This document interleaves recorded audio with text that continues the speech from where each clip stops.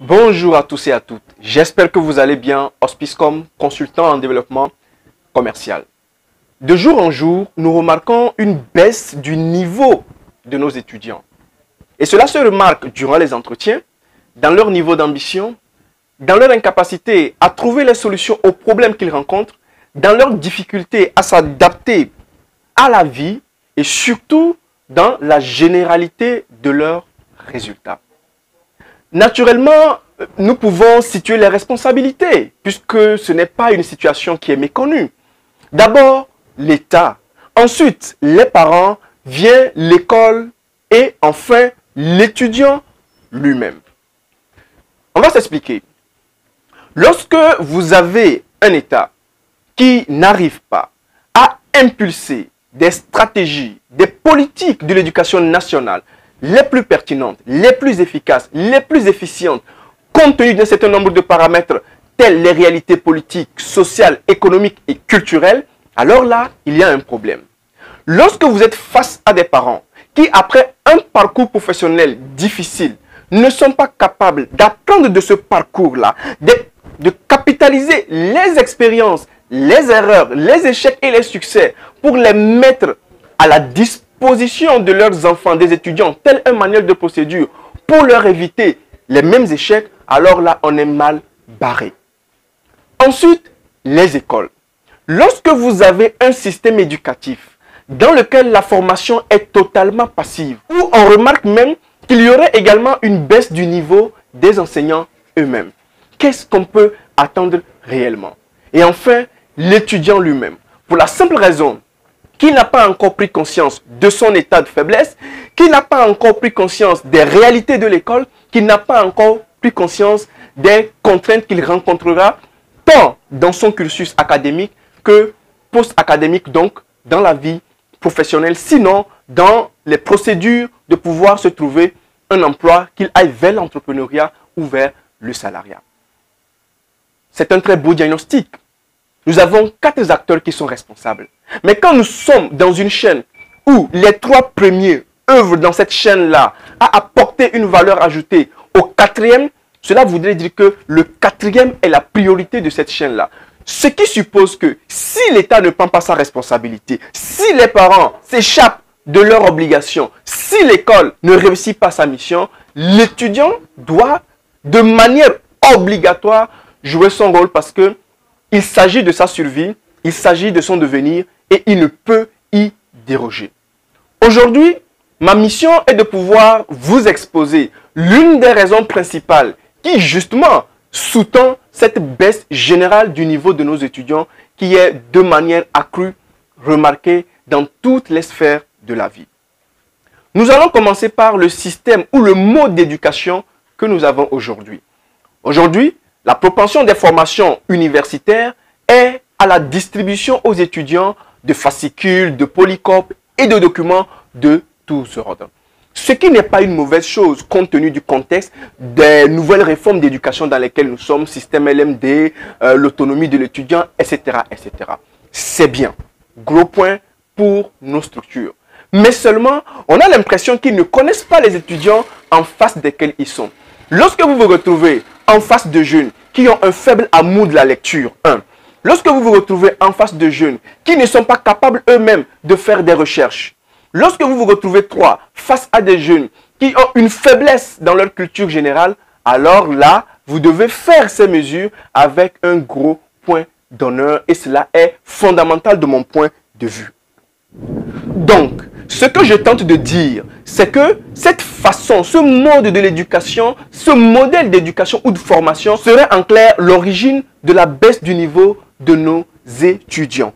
Alors, je vous explique.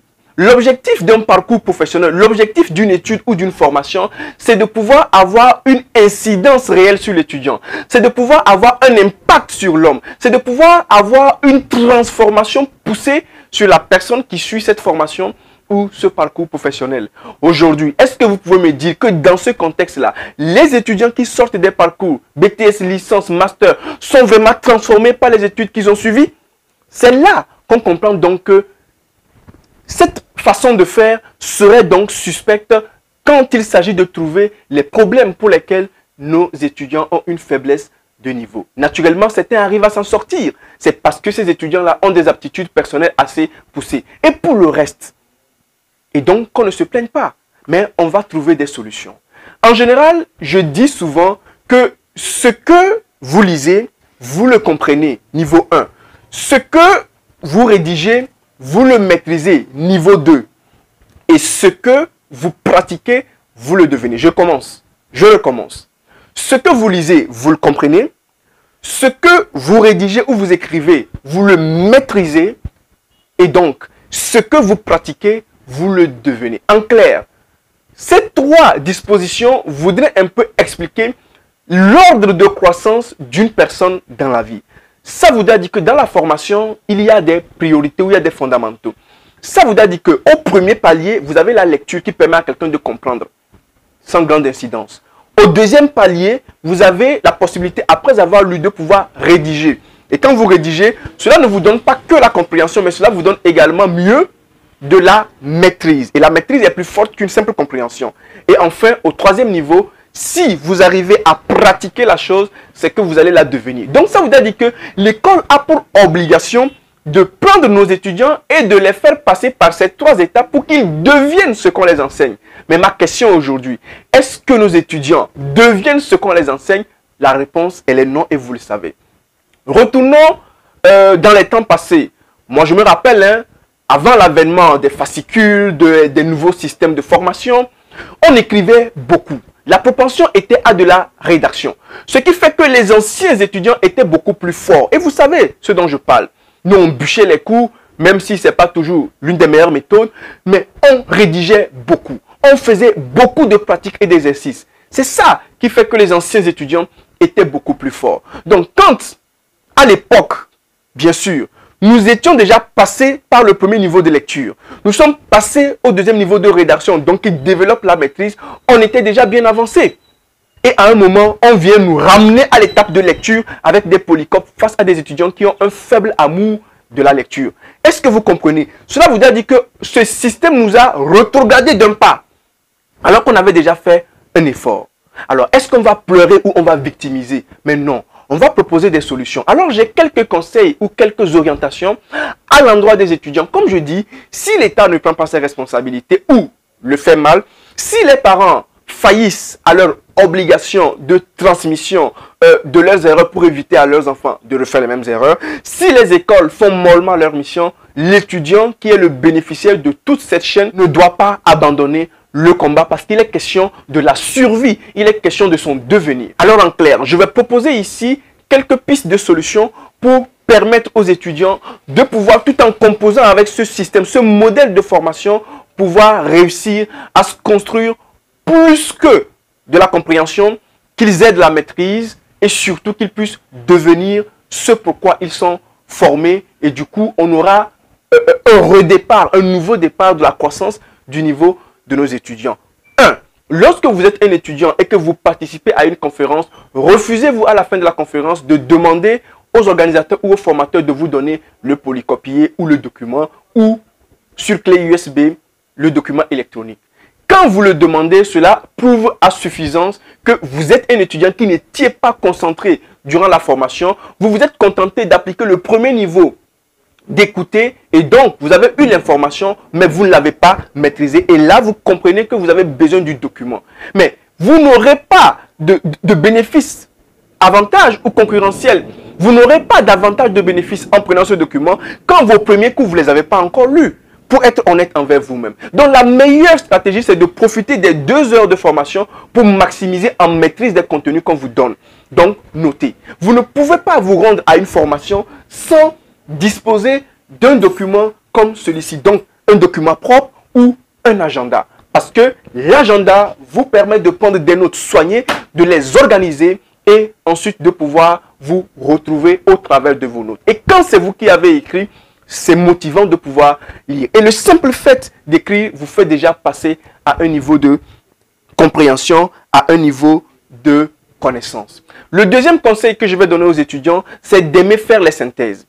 Cela voudrait dire que si pour une matière X, donc anglais, droit, marketing, je ne sais pas quoi encore, logistique, sciences, ingénierie, l'on vous donne un document. Nous comprenons que dans le système actuel, dans le modèle de formation, c'est pour faciliter les choses et s'adapter mieux au nouveau système de formation que nous avons. Mais encore, si vous êtes étudiant, vous devez, en marge de ce fascicule-là, élaborer une synthèse de votre cours lorsque vous l'apprenez. Donc, quand vous êtes en train d'étudier votre cours, ayez l'habitude de faire des notes et surtout à la fin du fascicule de pouvoir avoir un deuxième fascicule qui est maintenant le fascicule de vos propres notes. Et ce que vous-même vous avez noté, par le truchement de la notation, vous mettez déjà un certain nombre de choses.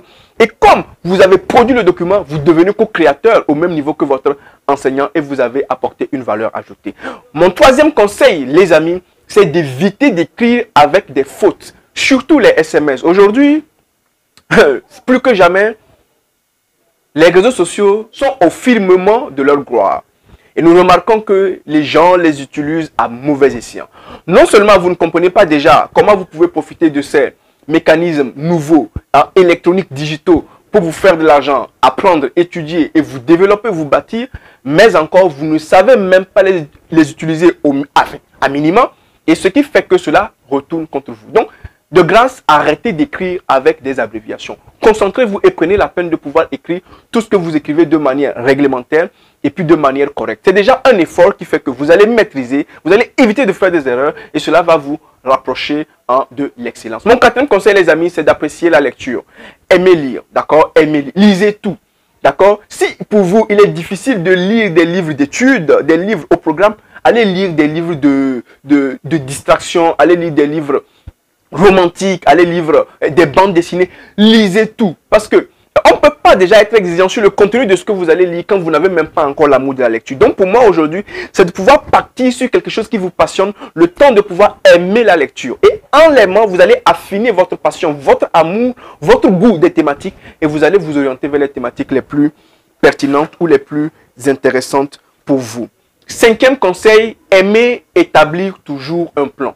Aimez écrire ou mettre par note, d'accord, vos idées, des actions que vous avez envie de faire. Par exemple, en début de journée ou en début de semaine, prenez la peine dans un agenda, dans un bloc-notes, de noter un peu les points que vous souhaiteriez aborder. Prenez cette habitude et la nuit, avant de vous coucher, faites un petit bilan de votre journée et ayez toujours votre calepin à côté de votre oreiller. Et si vous avez une nouvelle idée, si vous avez quelque chose qui vous tient à cœur, notez-le. C'est une stratégie des hommes puissants, ok, qui vous évitera d'oublier et surtout qui vous évitera de trop vous disperser. Vous restez concentré, focus, et ainsi vous pourrez, d'accord, réussir mieux en cette démarche que je vous propose. Et mon dernier conseil sera, les amis, de pouvoir retourner aux anciens amours. Vous savez, l'Antiquité n'est pas aussi mauvaise parce qu'on est passé par là et nous sommes le fruit de l'Antiquité. Aujourd'hui, certaines stratégies, certaines méthodes, certaines façons de faire sont reléguées au passé. Mais non, apprenez, dans mon sixième conseil, à écrire des lettres. Ça peut être fun, vous savez, quand vous voulez écrire à quelqu'un, de plutôt l'écrire sur une feuille, sur un bout de papier, au lieu de lui écrire un SMS. Ça change les choses. Ça vous prendra légèrement du temps, mais ça vous mettra dans un exercice qui fera que vous allez développer certaines habitudes, certaines aptitudes et renforcer vos capacités à pouvoir rédiger.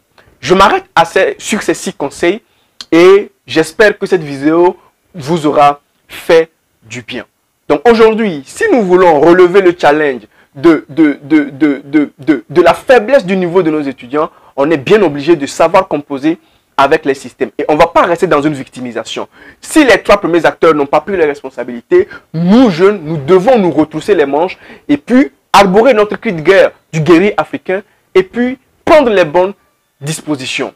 Et l'un des conseils que j'ai l'habitude de donner aux étudiants, c'est que vous devez avoir un modèle et vous devez avoir un aîné dans le domaine d'activité dans lequel vous voulez aller qui va vous mentorer, qui va vous inspirer. Et donc, c'est l'une aussi des méthodes pour vous éviter de faire des erreurs. Vous accrochez au coude ou au bras d'un aîné qui est déjà passé par le système. Et en cela, vous profiterez de toutes ces expériences. Cela pourra vous aider. Hospicecom, je suis consultant en développement commercial. Je suis le directeur du cabinet d'expertise en développement commercial Zircon Supply. Et je suis le fondateur de l'école pratique des commerciaux. À bientôt. Ciao.